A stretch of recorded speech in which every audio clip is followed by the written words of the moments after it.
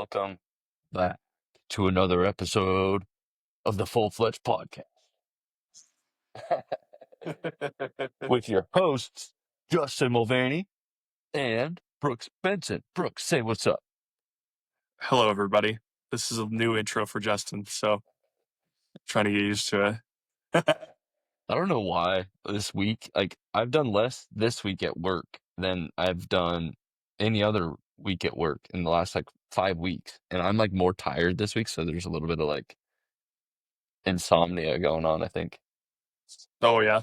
It's just we've been doing different stuff than we normally do. We're cleaning up a lot of stuff around the shop, and so like we just have a bunch of scrap metal and old tires, and we're loading those onto trailers and getting those.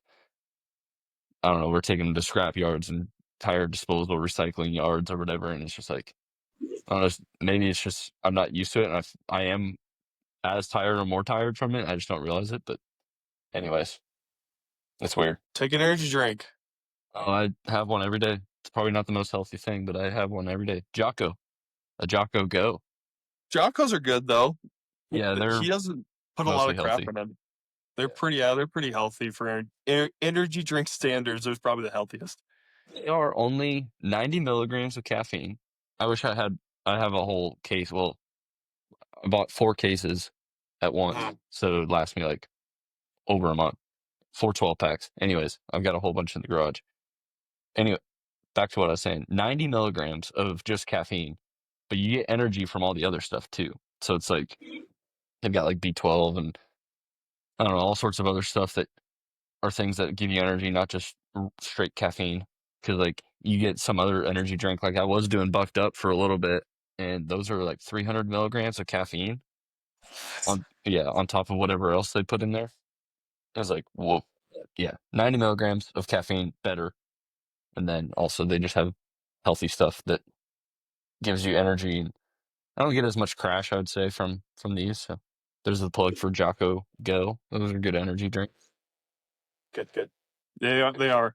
And I remember when they were first coming out, I had them a lot down in Florida when I was doing indie ball stuff. Because they were at Wawa's down there. So I'd always get them down there. Right. Yeah, they're good. I like their Molt. Have you had their Molt? No. It's kind of like a protein drink, pre-made protein drink. It's good. Oh. I like their chocolate. Caitlin has tried. I forget which flavor she tried. She didn't love it, but I don't know if it wasn't chocolate. But I don't know. It's sweet, but not sugary sweet. I don't know if that makes sense. Yeah, it makes sense. It's not like a cake sweet, and it's not overpowering. It's not chalky like any other protein drink. So it's yummy. It's yummy. So To try it, yeah. I've seen it advertised, but I've just never tried it. yeah, I mean, if I were to get back into working out pretty religiously, I would probably go with a lot of their stuff, just because based on what I've seen, I should get back into working. To work out. Yeah, whatever. I should. I know. But I would probably go with them as for my Eastern hunter. I just sit up in a tree all day. Listen here, Jack. No, I would probably go with them for a lot of my supplement stuff, because they have a lot of stuff now. They really do. Excuse me. They have a lot of stuff. Anywho, how's Brooksy? Oh, I'm fine. Trying to think anything crazy happens. Nothing crazy happened. You been shooting the bow? I've been shooting a couple times. I got sick, and it's been pretty cold here, and so I haven't been able to go. It's super windy. Right. I got to shoot Sunday night, which was nice, at the facility, because I just had the facilities myself. So indoors, I got to 20, 30 yards. I made a couple cool videos of me almost shooting my phone. That's a brave boy there. That's a brave boy. I was like, oh boy, I better get this right. So I'll have to post them. I've been really bad about posting my own archery stuff. Part of that, I think, is mentally, I know I've never killed anything yet with the bow.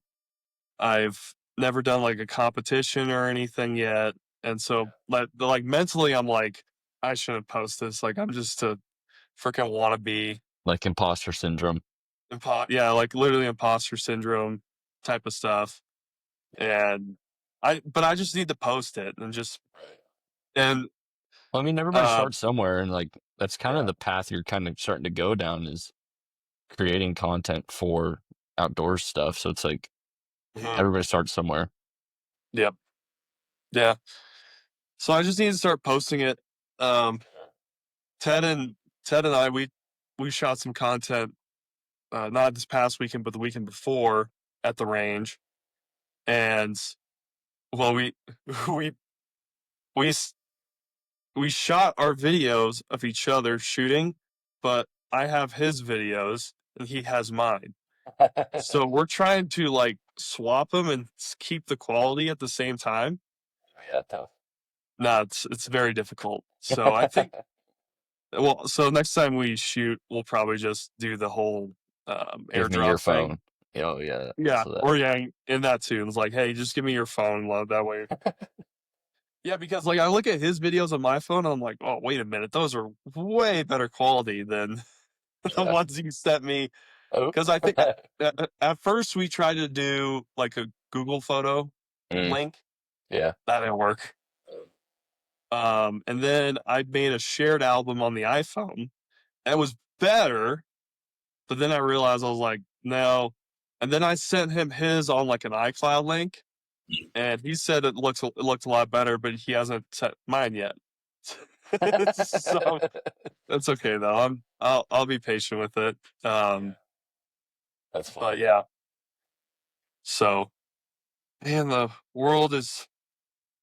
I mean, there's plenty of people out there. You content creators are ruining hunting. Blah blah blah.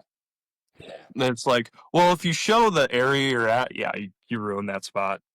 But if you're really good at shooting content and you don't have to show the spot you're at. Yeah. Yeah, there's a way to hide it, keep it discreet, Mhm. still give a good quality sense of where you're at, but not totally disclosing exact location. Exactly. So, but so we got any big news on the legislation front for hunters? See, yeah, we got the corner crossing. Um, I guess we'll kind of give, or I'll kind of give a little bit of a background because Brooks and I were talking right before we hit record, and he's like, I honestly had no clue what it was. So, I Yeah, guess literally. uh, I'll kind of give the quick and dirty version, without getting too in depth. I would highly recommend going to, I don't know, you'd have to go back at least a year plus or so of Meat Eater podcasts, and they haven't had the actual guys themselves, but they've had their lawyer. So here's what happened in the state of Wyoming. You have it's checkerboard. So imagine like black and white checkerboard, normal checkerboard, chessboard. Um, Mhm. you have BLM to public in this checkerboard pattern. So it's like BLM public, BLM public, BLM public, and then so on and so forth, left to right, up to down. Um, and so these guys were from Missouri, and I believe is where they're from. And then they went up to Wyoming. We're doing an elk hunt. Had this place mapped out, like really awesome place, hard to get to, but they're like, hey, like it's so they call it landlocked. So what happens is when you've got, did I say public? I meant private. Yes, you said public. BLM private, BLM private, because BLM is public land. All right, sorry, misspoke there. BLM and private. So BLM is public land, uh, accessible for hunting, and then obviously private land, you have to have permission or what have you, or you own it. So they have in a lot of these places, you'll have what they call landlocked BLM, and so you have one piece of BLM just smack dab in the middle, and then above, below, right, and left, you have private. So this one piece is landlocked by the same person who owns those four sections of private around it, northeast, southwest. because it's in a checkerboard. There's no like if you I mean you can or no you can't own like northeast, northwest, southeast, southwest because that's just the way a lot of states have done it. And this isn't every state that has it this way. Um, we'll get to kind of what has happened with legislation. But anyways, I'm trying to give the layout of where these guys were. I don't know exactly where at in Wyoming, what part of the state, but they were in this area where it was checkerboard like this, and it was BLM private, BLM private. Well, they had this one spot, BLM, that they really wanted to get to, and it looked great. They've scouted it, yada yada, e-scouting and everything. They get there, they hunt, they do what is called, or what has now been referred to as a corner crossing. So they're in one piece of BLM, and then, to the north and say west of that piece was private, owned by the same people, and they were crossing diagonally into the next piece of BLM. Well, by doing this, and then they hunted, I think they even harvested a bull, nice bull, whatever, Yeah. harvested it, got it out, all this stuff. Well, they had gotten cited for trespassing. Well, so this is where the whole starts to unfold. Long story short, they fight this whole ticket, which then turns into a big like Supreme Court deal of like, are these people actually trespassing?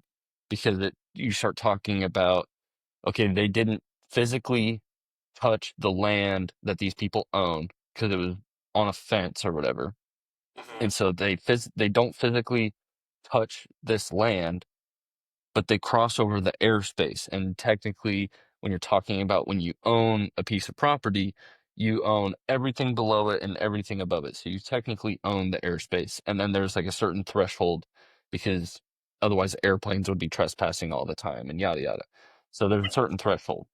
And when you talk to like realtors, like Caitlin kind of explained some of it to me a little bit more in depth, where yeah, there's certain aspects of it that this would hold true, that when you cross over into another property's airspace, you're technically trespassing.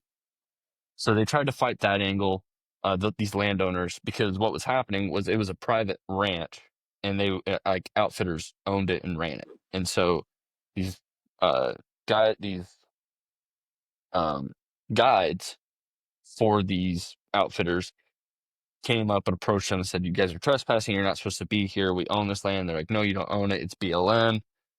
They're like, "No, we own it because you can't access it. Like, it's technically ours because you can't access it, blah, blah, blah." Big fight, big lawsuits and everything. And so, huge, years long ordeal. And it's just come around to today is Thursday, the 20th. I believe it was yesterday, the 19th of March. It became legal in the states of 18th. Wyatt. Oh, it was the 18th? So 2 days I'm ago. on outdoorlife.com. Yeah. Yeah, so two days ago, Tuesday. Oh, Mhm. yeah, there it is. 2 days ago in the states of Wyoming, Colorado, New Mexico, Utah, Kansas, and Oklahoma. For those 6 states that have this checkerboard program with BLM private. They're not the only states that have it, but in those 6 states, it is now legal to uh, corner cross Mhm. from BLM to BLM, crossing the corner of two private properties into another piece of BLM. So still holds true. You're not allowed to step foot onto either private without permission, Right. and you can go BLM to BLM and hunt it, fish it, hike it, whatever you're doing. Um, this does the applications are primarily hunting, because not a whole lot of people are just going out to these BLM units just to kind of hike around, because they're not like hiking trails. Right. Um, so it is primarily for hunting, and then like I said, like fishing, not so much. Like 99% of this whole issue was rooted in hunting and hunting access, public land access for hunters. Mhm. So It's huge. It's a huge deal. Let me see. Meat Eater made a great post about it. Like they've got a whole image and everything um referencing it, but on their caption, uh this could impact access to 8.3 million acres of public land. So, like I said, this has been years of debate, and so they've had plenty of time to be like, okay, how much land is actually landlocked, quote unquote landlocked, where, it's all owned north, east, southwest by one person and blocking essentially this BLM in the middle, blocking it from public access because you own everything else around it aside from the corners of BLM. Mhm. So I guess roughly 8.3 million acres worth of BLM is now opened up to better access because you can now corner across. I didn't even know this was a whole like big ordeal. And then like reading from the outdoorlife.com, it looks like this whole thing was in 2020 and 2021. And so the Wyoming Carbon County Court found the four hunters innocent of criminal trespass charges in 2022, and the U.S. District Court threw out the civil case in 2023. But the Iron Bar appealed. It's that this the suit that appeals court ruled on today, and the ruling reaffirms the public's legal right to corner cross to access public land. Which I mean, it makes sense. Like I get like it's your land and everything, but at the same time, these hunters are just going onto public land. It's not like they're going onto your private property, trespassing and shooting a bull and leaving. Like they're not doing that, obviously. So, Right. So I guess to kind of dive a little bit deeper in on it, part of the issue roots back to, at least in like the main instance, like this one instance that kind of sparked the lawsuits and everything. From my understanding, the people that bought those four pieces of land were told that by purchasing all four, that one piece of BLM in the middle would then technically belong to you because nobody, by the way that everybody was interpreting the laws, nobody else was able to access it because that corner crossing was such a gray area that they were just like, whoever sold it to them said, no, it's yours because nobody else can access it. It's not going to be in your name. It's still BLM, but it's yours because nobody else can access it. So right. that unlocks, like, I forget how big, like, it's 1 mile by 1 mile. So that unlocks like a huge piece of acreage for these people to, like, okay, we have that, like, that all of a sudden becomes ours. And then if they just kind of keep going along, all of a sudden, if they kind of have, you know, 8 sections worth that are kind of going in like a diagonal direction, they all of a sudden have like the whole area essentially to themselves of Mhm. potentially great hunting. And so that's what they bought it for. And that's what they were so upset about was they bought it under the premise that this becomes ours because nobody else can access it. Somebody else Right. accesses it, shoots a bull. They think that they trespassed and illegally harvested an animal off of their land, even though it was technically BLM. And so they're Okay, like, that no, you makes trespassed because you had to go through our property to reach this property. right. That makes sense. Yeah. So I'm not going to totally say, like, no, not both parties were guilty, not both parties were innocent. There's a little bit of, like I said, it was a huge gray area for a while that nobody really addressed. I'm sure, like, wholeheartedly. I'm sure it's been addressed in the past of like, hey, this is like super gray. Can I do this? Can I not? Oh, it's up to the game warden that you interact with. Which, Mhm. if it comes down to that, it's not clear enough. It needs to be more clear because it can't be game warden to game warden or county to county or Mhm. however you want to say it. It needs to be cut and dry, yes or Right. no. Because And like so, I mean, yeah, because if you're out there, obviously we have Onyx and everything now, Yep. which is nice and it's good to have. But I mean, there's still some hunters out there who won't use that stuff and will just go and will try to understand, like, okay, where's the property line at? And most of the time, because there's going to be fences. So if there's not a fence on that line, on that property line, they go in and they don't realize where they're at. Like, Yeah. so So also from this same story, that one of the guys, I think it was like a party of four or five guys. One of them like went out of his way. He made like a ladder, like a step stool ladder type deal, where you can like climb it over one side oh, and then climb it down the other. Or you got a picture there? I got a picture. So So it basically it's like a shaped ladder where you go up it one way and you can go down it the other, and then you know without actually physically touching the private property on the other on the opposite corners. So you can literally cross from corner to corner without you or the ladder ever touching private property.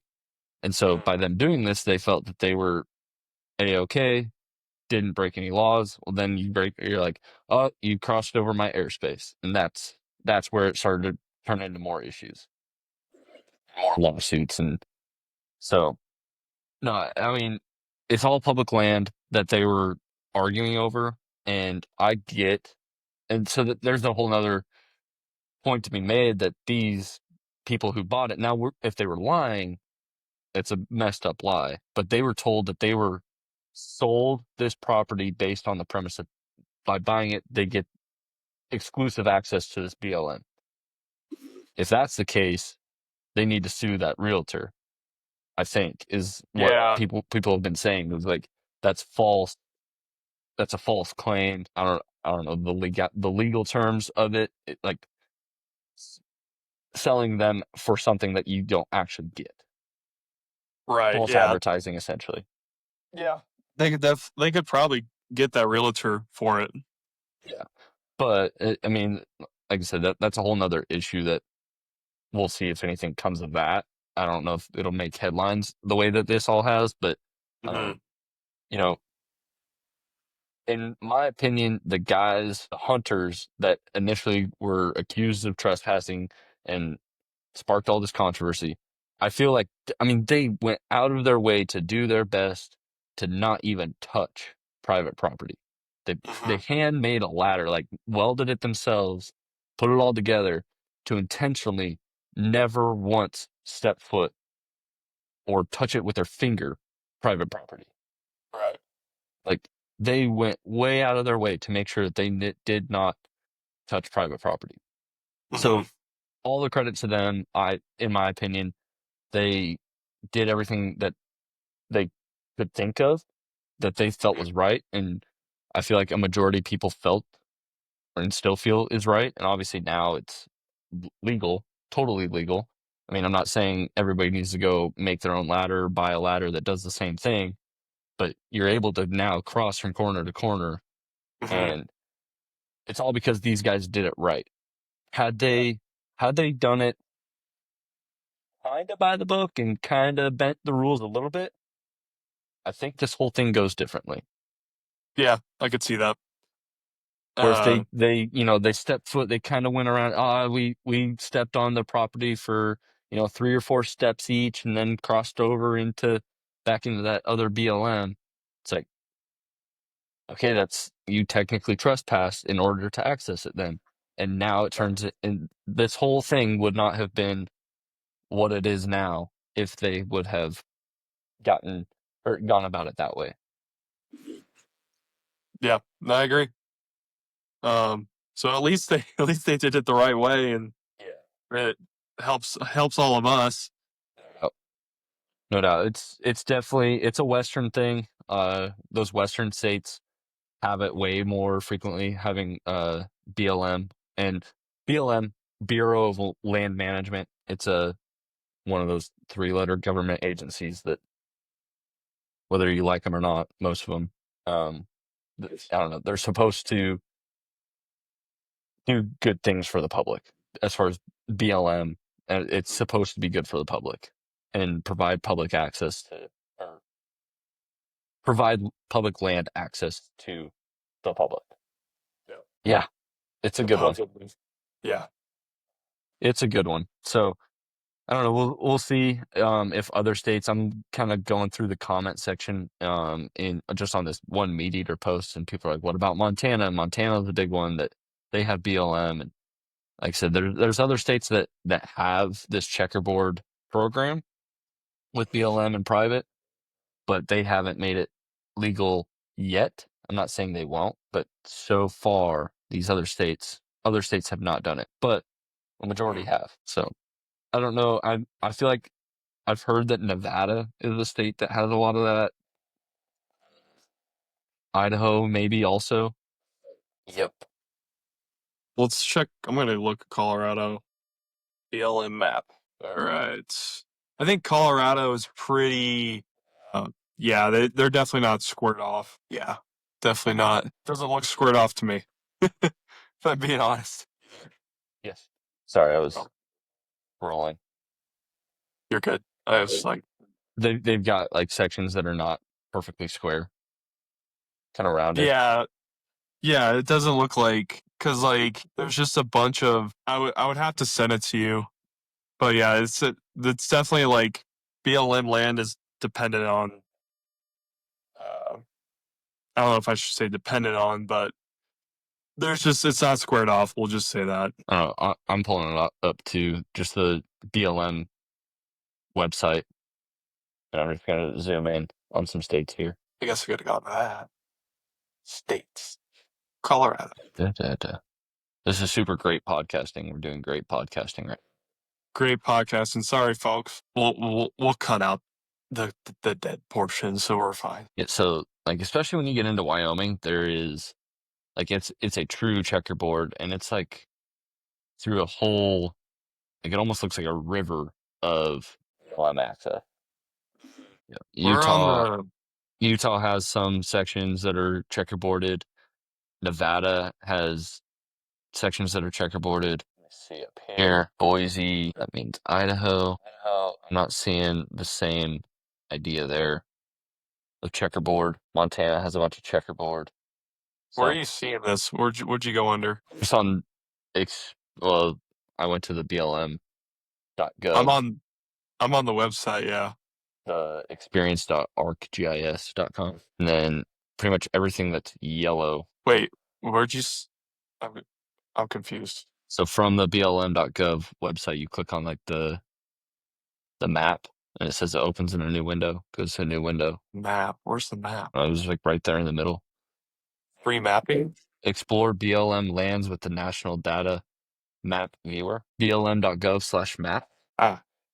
Map. National Data Map Viewer. All right. There's a bunch of oil. Right? BLM interactive map. Oh, here we go. There you go. Gosh, took me forever just to find it. I don't see I guess layers. Map layers. I want the boundaries. Boundaries? No, I don't want that. This interactive map is not helping me. Well, anyways, Screw it. it's not, and from my reading of everything that they're saying, it's not just BLM. It would also be public land to public land. So Okay. anything that, is cornered off where it's private to private, public to public, across corners, you can cross the corner to go from public to public legally without getting in trouble for trespassing is the big deal there. So yeah, I guess now that, like I said, that opens up millions of acres for the hunters of America, especially Western United States. So it kind of leads into, Brooksy, what you got going on. You're starting to look at elk and deer and stuff like that. Tag applications. It's time. It's tag time. Tag time.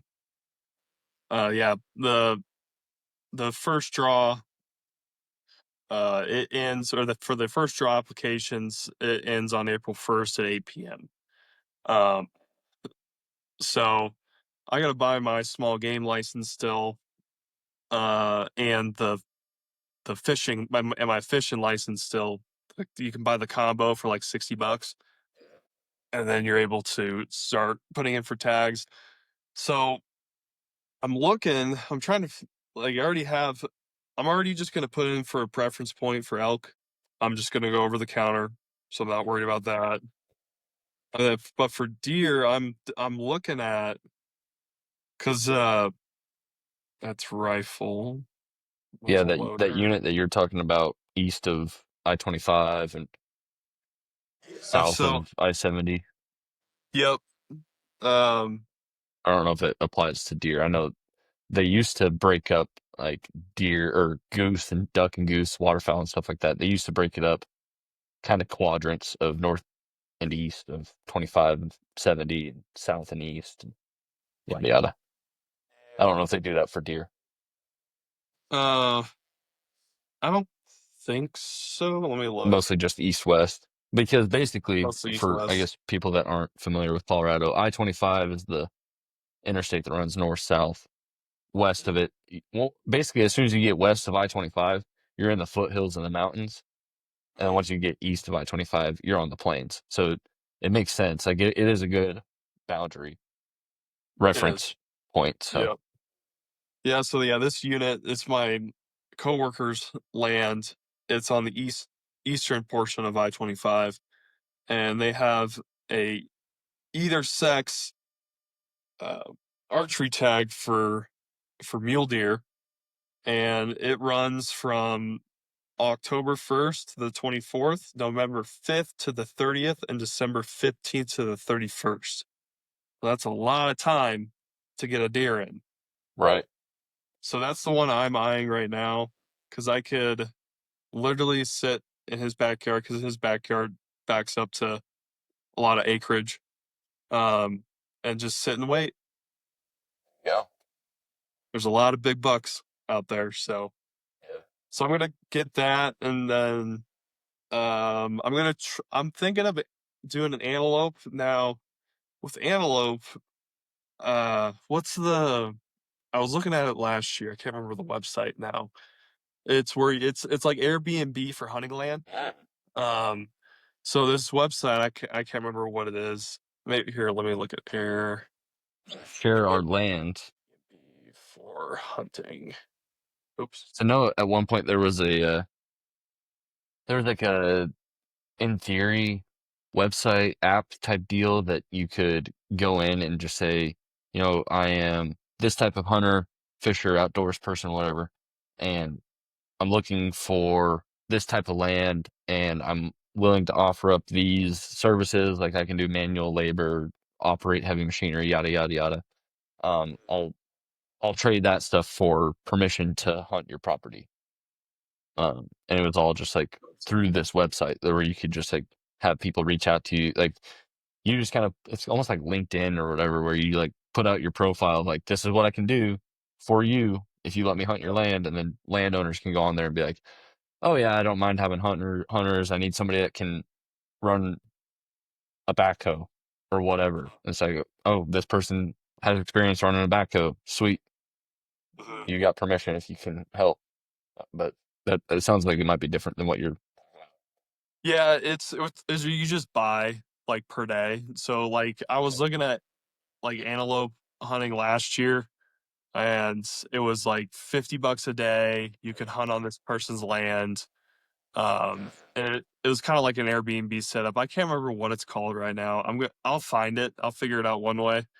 Yeah. So I like to do that. I like to do an antelope hunt. Or I mean, if I do an antelope hunt, just go public land in the mountains. The thing with going into the plains for antelope is like you really gotta kind of watch out. There's a lot of rattlesnakes out there. Yeah. Um, a lot of bugs, and just it's gonna be hotter than hell because it's mid-August when it starts. Yeah.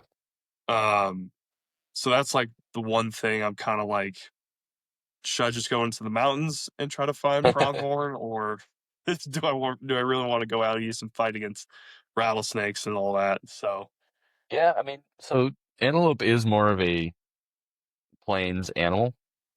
It is. So, I mean, if you went on like the western slope, like way out west, Colorado, I could see maybe some antelope being out there. Yeah, I don't I know can see that. what Wyoming looks like. I don't know if they have over the counter because Wyoming has, I think they have more antelope than they do people. And like, That's amazing. and as funny as that like theoretical factoid is, I think there's actually truth to that. You look up what you're looking up. I'm gonna look up, are there more antelope than people in the state of Wyoming? So it says, yes, Wyoming offers over-the-counter antelope tags for leftover licenses after the initial draw. However, availability varies each year. Many leftover licenses are hard to access areas. So you have to. So it looks like for non-residents, best you try to draw. Which, of course, I think Wyoming draw is already, the application's already done for the year. Let's see real quick. Let's see. All right. So on just a Grok search, Grok tells me that there are roughly 584,000 people in the state of Wyoming, and there is also roughly 500,000 antelope. So antelope have slightly gone down, like, apparently, or people have slightly gone up, however you want to look at it. But at one point, the population of antelope was higher than the population of people, like within the last couple of years. So that's just Wyoming for you.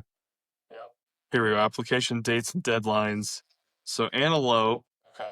So antelope, you can still put in for till June 2nd. There you go. That's in Wyoming.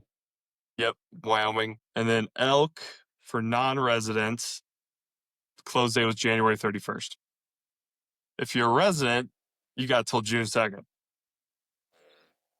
So it's beneficial to be a resident to get an elk tag in Wyoming. Yeah, no doubt. No doubt. Well, darn, that's okay. Yeah. Would you do archery antelope or Hell rifle? yeah. Archery, dude. I'm trying Yeah. to hate myself as much as possible. I have not done it. I've only heard stories and watched people on YouTube. They say it is one of the tougher things to do because a lot of, like, your spot and stock skills have to be either really, really good, like, or let me rephrase it. Your options are you are really, really good at spot and stock and you get into like 50 or less, or you are like really, really good at 70-yard shots. Yeah. Yeah. Because Well, so they don't duck the arrow, jump the string, however you want to say it. They don't duck the arrow like a whitetail does. And so you have a chance at 70. And granted, like I said, they're out in the plains, so if it's a breezy day, 8-mile-an-hour wind, like 70 yards, that can get a little bit hairy there. But yeah, hey, it if you're can. good, you're good. Right. Yeah, and obviously you have a smaller body to shoot Yeah, too, yeah. It's because not they're like not a. big. It's definitely not a. I would say they're smaller than whitetail, or similar to They are whitetail. smaller. Yeah. And then, so they're obviously not an elk. Like if you had an elk at 70, I mean, not saying it's a layup, but you got a little bit more confidence. You got a lot more lung to hit, a little bit bigger heart. Your vitals are obviously bigger, so you have a little bit more confidence in that longer yard Right. shot. But I'm with you though. I think it would be fun to do Yeah. an archery antelope hunt. Like I feel like I've listened to a couple podcasts and people are like if you want to really get your teeth kicked in and really learn how to spot and stock, do archery antelope type of stuff. Kind of like I want to get my teeth kicked in Yeah, because I want to I'm be stupid. miserable. I want to be miserable. Well, my coworkers are like, just get a rifle and then shoot something. You'll be considered a hunter. And it's like, yeah, if I have the opportunity for a rifle hunt this year, sure, I'll do it. Yeah, Not against it, but at the same time, I don't know. It's just to me, archery is just so much harder, and I would feel a lot more accomplished if I got it with a bow Oh yeah. over a rifle.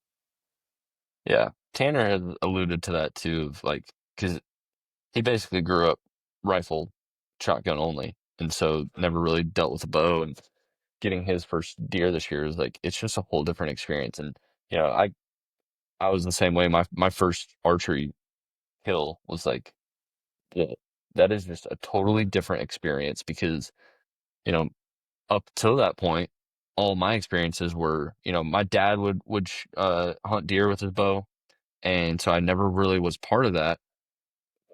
You know, I was always part of like the rifle hunts, and so, you know, 200, 300 yards out, and you know, you shoot the deer, shoot the antelope, goes down. It's just like, okay, cool, harvest, kind of harvested it and not really hunted it as much. But like being up close, tight to a whitetail, it's like, or a deer with a bow, any creature with a bow, it's like it's a whole different experience. Yeah, agreed.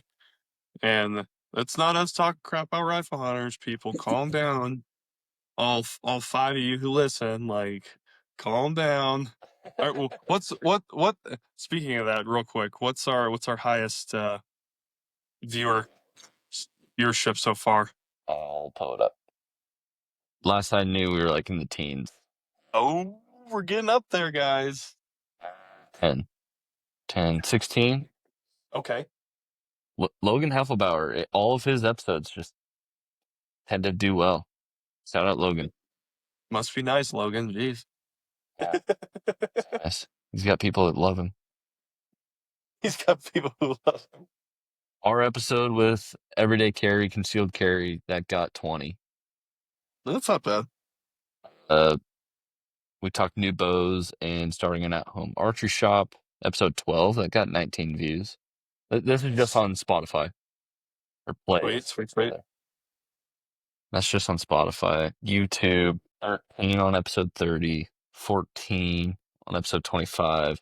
That was our fitness one. 15 on 22, 44 on the everyday carry, episode 19. Nice, nice. Any comments? Any people talking crap? All right. The only, pretty much the only people that have commented have been my mom, and this is on YouTube. And I'd have to go back and find it. There's a young fella on here. I can't remember his name off the top of my head, but like he was giving us some pretty high praise. Like he loves us. It's like, Sweet. you guys are doing great. I love listening to Hell you yeah, dude. guys. It's like Yeah, man. I love you, man. If I had like stickers or something to send you, I'd send them to you. Now you got to make stickers. Chance listens, huh, buddy? He's like, I listen to the live version. Chance is a good listener. Oh, buddy. You want to come say hi? He's shy. Chance is shy. Come here, buddy. Hey, come here. Come say hi. Come here. Come on up. Come on up. Come on up. Come on. Chance. Come on up. Come on up. Come say hi. Come say hi to everybody. Oh Jesus. Yes. There he is. There's Chance. Oh Chancey. Huh, buddy. Yeah. He's like, I'm getting away. He's a good dog. So Anyways, so your applications for elk for Colorado, what you're gonna do over the counter, you're just taking the preference point. So that's your goal. Uh I guess looking into the future, not for this year, obviously, because you already said what you're doing. Looking into the future, what unit would you want to like use your points on sooner than later? Like if you had to use like 3, 4 points, what dude, unit do you that's think you would want to go to? I have no idea. Because the thing is with Colorado, uh, for folks who don't know, so if say you have 10 preference points and there's a unit that takes 5, and so you put in for that unit to draw it, you draw the unit, they don't take 5 away. They'll take all 10 of your preference points away and you have to start all over again. So it's I don't know. I don't know what I would obviously like. We were in Unit 62 last year for over the counter, and our camp bordered 61, and 61's a 16, at least last year was a 16-point unit. Um, and there was elk bugling left and right everywhere over there. We couldn't get them to come across. Like, that would be obviously a dream one day. Yeah. I'm trying to think. And I'm going to be honest, I really haven't researched much about which unit takes how many points that each unit takes or anything. I've just looked at over the counter just because that's all I really want to do at the moment. That's all I can just for Get you being out a in the new field. hunter. Yeah, just to get out there. Like, so I haven't really I really like 511 here in Colorado because it's right in Colorado, right in Woodland Park, Colorado Springs area. And I can go up after work and get like couple hours of hunting in at the very least. Or if it's a weekend adventure, we just go down there for the weekend and we just hunt all day, Saturday, Sunday. So yeah, that's kind of where I'm at with it. I love to hunt Unit 50. No, 501, sorry. We've seen some elk up there. That's near Terriall Reservoir.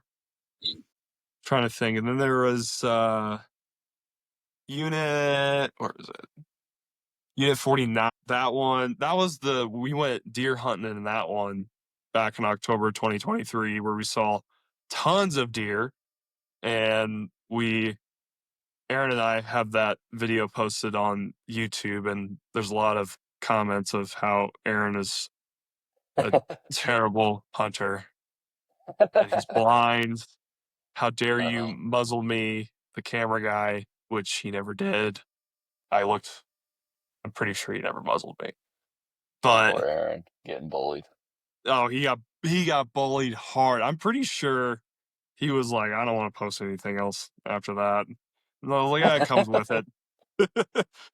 Yeah, dang. Shoot, man, I don't know. I mean, obviously the best units are Northwest Colorado. Yeah. Those are Right. the big time sought after because it's all just BLM land up there. So Yep. all BLM and just massive bulls.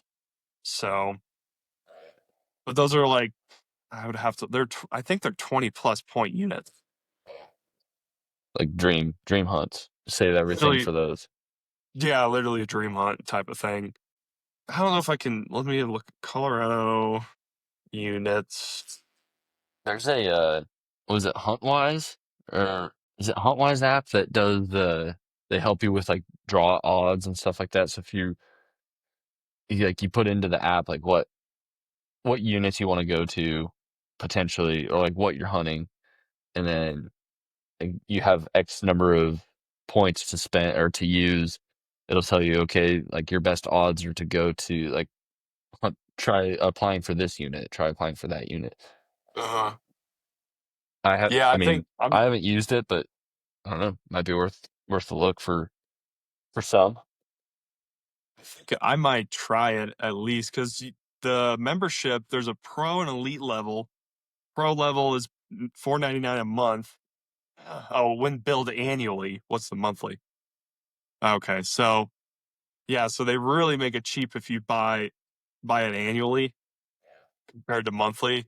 So pro monthly is $19.99 a month. Elite is $39.99 a month. The elite that comes with let's see. So the only thing that makes elite the elite is the rut cast, localized rut detection, and the whitetail strategy. I mean, to me, I feel like just getting the pro is the way to go. Yeah, it's not Huntwise, it's Go Hunt. Oh, go hunt. But hunt wise, it does this kind of the same thing. Yeah. Okay. Yeah. I was thinking of Go Hunt. Yeah. Cause you can plan your Everybody's days on the hunt is field. Onyx Hunt, Go Hunt, Yeah. Huntwise. Go hunt. Yeah. Yeah, yeah. Oh, there it is. I was gonna say they don't even have Colorado on there. Go hunt. I think you have to pay the annual membership on it, which kind of sucks. Cause I was like, I mean, yeah, I'd spend a little bit more doing monthly, but I'd rather do monthly and not have to.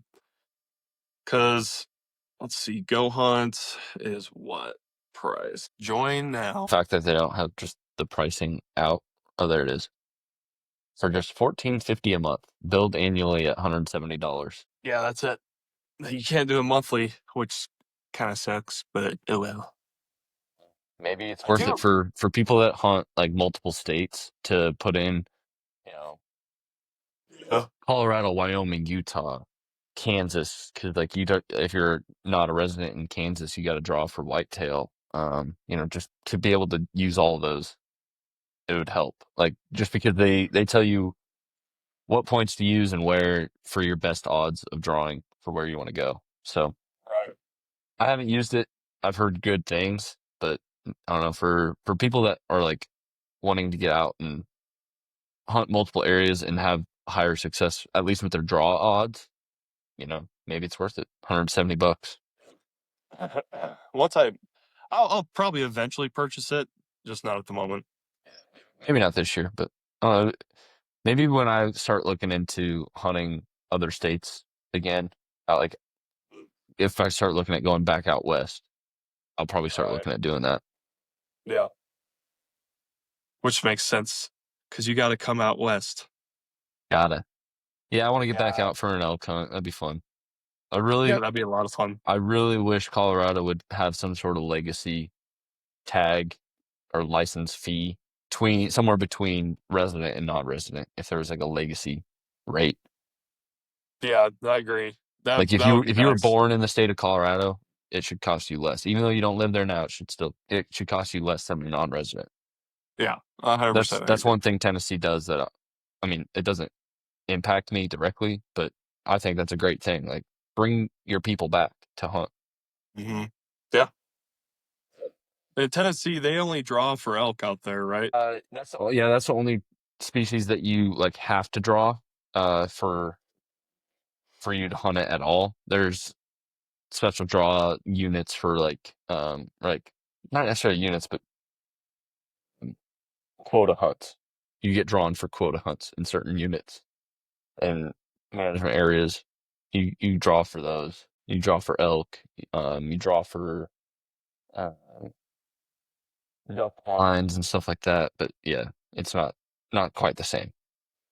I gotcha. Yeah, no, Or like those out are more west. true, kind of like how my dad was saying for like Wyoming. It's like a true lottery as opposed to like a preference point system. So you put your name in and you get drawn out of a hat. That would be nerve-wracking every year. Yeah, we should spend like an episode. We'll put this on our list too. We've got a handful of things now that we kind of want to talk about.